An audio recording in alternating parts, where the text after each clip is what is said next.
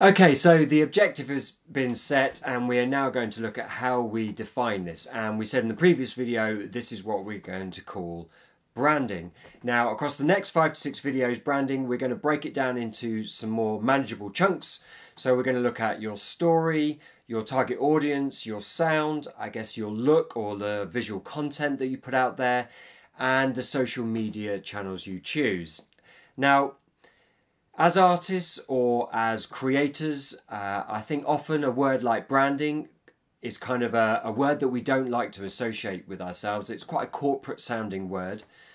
But the truth is, it doesn't matter who you are, you do have a brand. Now that could be by accident or it could be by design. But if you look at or I guess analyze your favorite artists or who you're a fan of, whether that be in music or painting or whatever it might be, you can probably identify some key things that define who they are. And that is essentially what we are talking about with branding. Now, the reason this is so important as a new artist, and we alluded to this in the previous video, is that it enables us to be a bit more focused and a bit more defined. And this is particularly important as an independent artist when your resources and your available time is limited. And what we're trying to do with branding is create a consistent message that enables us to talk to an audience and find an audience and then to build that audience.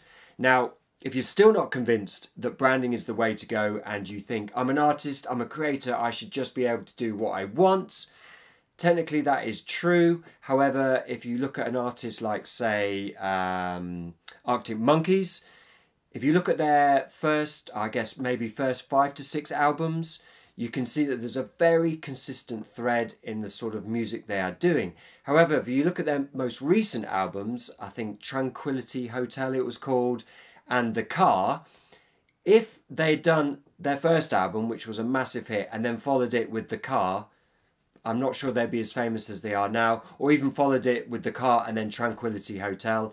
They just wouldn't be the band that they are today, because the audience from that first album would hear The Car and would be like, I don't know what this is, okay, this is not for me, and move on.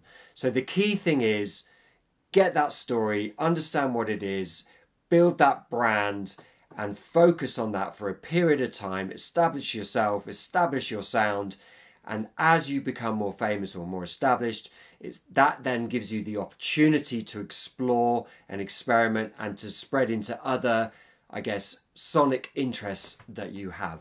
So that's why we look at branding, that's why it's important. And on the next video, we're going to focus on story.